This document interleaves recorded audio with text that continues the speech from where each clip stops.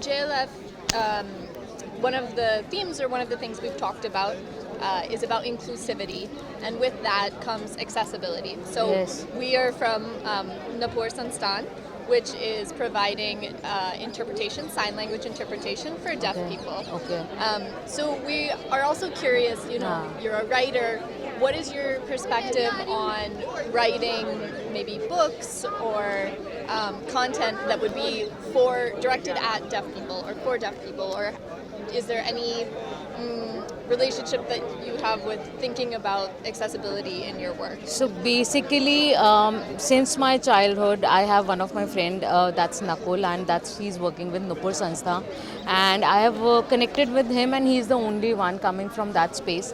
तो मुझे एक always एक thought था that I wanted to learn that what he is, how I can convey my talk to him, how I can tell him about that this is what it is in a go. It always used to be a difficulty for me, but coming from the writer's point of view, I never thought of this perspective, but now when I think about it, that how I can be unique and different, how I can write for those people and how they can understand. So I am in the process to research about these perspectives, and then I want to definitely write maybe something like this, because coming from this space again, what I have written right now, I want to rewrite this thing, but how these people can understand who are deaf, who are dumb, who cannot speak, who cannot understand, Differently the able. differently Yeah. able people.